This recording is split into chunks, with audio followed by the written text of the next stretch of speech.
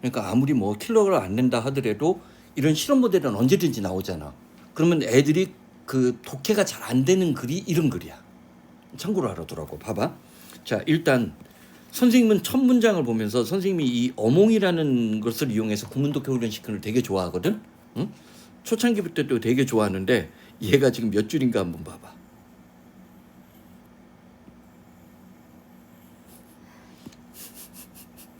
선생님 보기에는 미쳤어.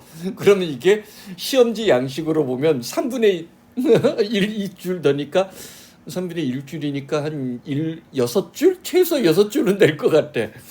응? 이러면 이제 사국세나 그런 단체에서 킬러 문항 나왔다고 난리칠 거야. 선생님은 이 정도로 긴 거는 특별한 경우 아니면 절대 안 내. 그러니까 이거는 쫄지 말고, 다만 어몽을 해석기법상에선 잘 처리해야 돼. 어몽을 우리가 이제 그 시중에서 흔히 설명하는 방식으로는 이거야. 자, 둘 사이에 있을 때 우리가 비트윈을 써. 두 개 사이에. 그래서 비트윈은 둘 사이니까 종종 A and B 구조를 가져. 반면에 어몽은 3개 이상일 때 써. 그래서 이때 이 뒤에 그냥 복수명사만 와. 응? 그리고 이거는 2개, 응? 얘는 3개 이상일 때. 이런 구별들이 전통적으로 존재하는 설명이야. 근데 선생님이 주목하고 있는 건 뭐냐면, 자, 이게 있지. 이 구조가 중요한 거야. 아까 선생님이 논리학이나 그런 것들을 사실 아까 그 교육의 방향으로는 고교학점제 지지한다라고 했잖아. 왜냐면 고등학교 때 논리학 초급 같은 건 배워야 돼. 형식 논리학 같은 거 몇 개는 배워야 된단 말이야. 근데 우리나라는 아직도 좀 수학이 그런 거에만 머물러 있단 말이야. 그냥 미적만. 그거 갖고는 나는 좀 이 변화하는 이 격동의 시대에 우리 애들이 살아남기 쉽지 않지 않겠냐라는 생각을 해. 이게 A는 B다야. 영어로는. A는 B에 속하다지. 그럼 얘가 쉽게 얘기하면 얘가 원소가 돼야 되고 얘가 뭐가 돼야 돼? 집합이 돼야 된단 말이야. 영어 표현상. 선생님 무슨 말인지 알겠지? 그래서 이거는 중요 구문이야.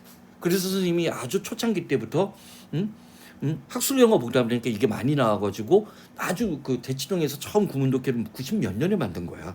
그때도 이 구문을 집어넣은 거야. 그냥 집어넣은 게 아니야. 그러면 자, 최초의 연구에 속한다야. 뭐를 제안했던. 자, 스페시피컬리 또 나왔지. 특정한 어떤 시각적인 거, 뭐에 대조돼서. 이게 아주 독특하더라고. 형용사를 대꾸로 이루는데 봐. 말로 하거나 어린아이들 그거 뭐라고 하지? 피닉스. 피닉스? 파닉스 할 때 그 파닉스 그게 이제 이거야. 음성 배우는 거, 소리 배우는 거. 자, 말로 하거나 음성적인 것과 대조되게 특정한 어떤 시각적인 것에 기반한 템포러리 메모리 하면 임시 기억이야. 임시 기억. 버벌 스티뮬라이가 보니까 어떤 언어적 자극에 관한 임시 기억, 언어적 자극을 일으키는 어떤 임시 기억에 기반한 특정한 어떤 시각적인 것의 뭐뭐를 제안한 최초의 연구에 속한다라고 했어. 뭐가? 이게 뜸들인 거야. 이때 도우즈가 연구야. 누구에 의해서 수행됐어?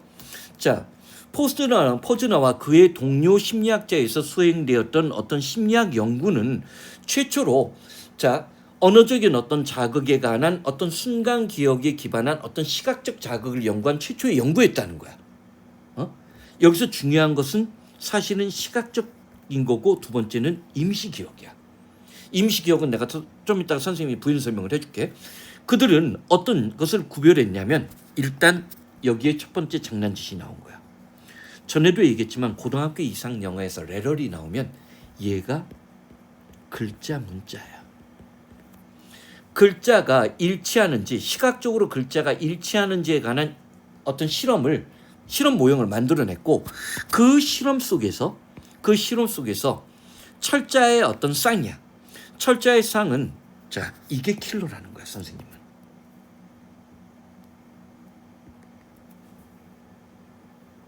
이거는 그러니까 시중에서 얘기하는 그런 킬러 수준이 아니야. 어퍼 클래스는 상식이야. 중고등학교 영어에서.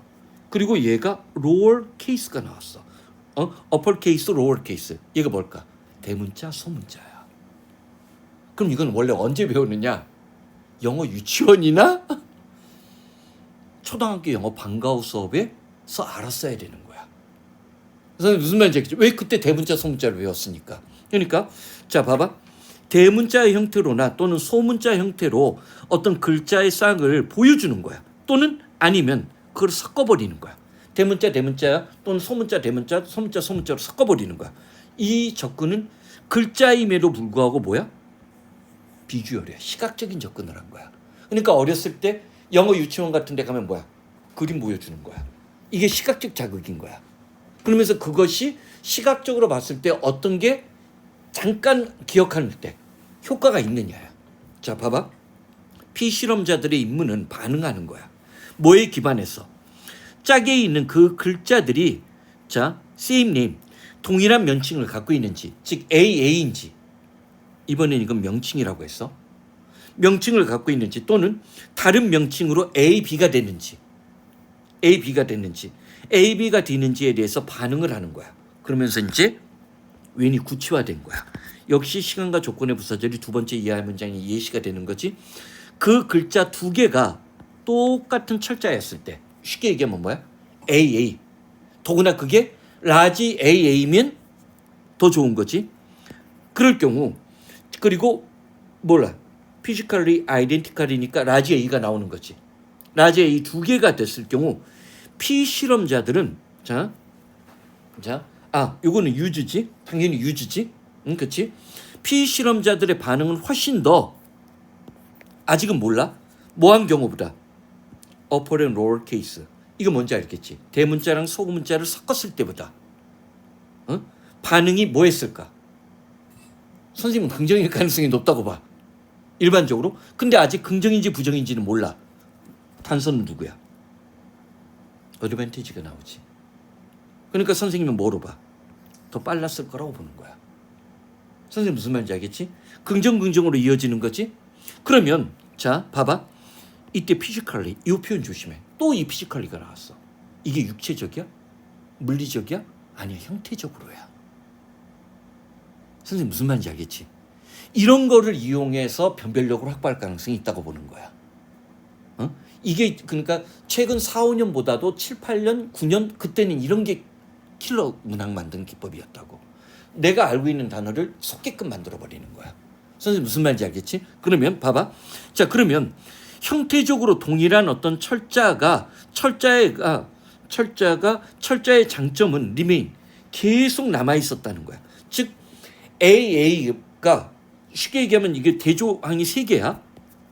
AA가 있고 AB가 있고 아이고 실수 이거를 AA가 있고 AB가 있고 이론적으로는 4가 되겠구나. 그치? 이렇게 하면 이 중에 얘가 순간 기억력이 제일 빨리 떠오른다는 거지. 템포러리 메모리는 보자마자 좀 전에 뭐 봤어요 할 때 얘가 기억력률이 제일 높다는 거야 지금. 아니면 뭐가 형태적으로 동일해야 되니까 AA가 되거나. 선생님 무슨 말인지 알겠지? 이게 빨리 떠올라야 되는 거야. 더 빨리 반응이 일어나야 되는 거야. 나머지보다. 자, 그럼 봐봐. 그걸 얘기하면 형태적으로 동일한 어떤 글자의 어떤 장점은 계속 유지되었대. 언제도. 짝에 있는 어떤 글자들을 one another 연달아 보여줬는데 연이어서 보여줬는데 인터레러라는 단어가 없어.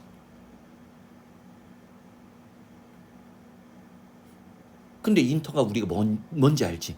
인터내셔널 인터액션이지. 자, 뭐를? 중간중간 글자 중간중간이야. 선생님 무슨 말인지 알겠지?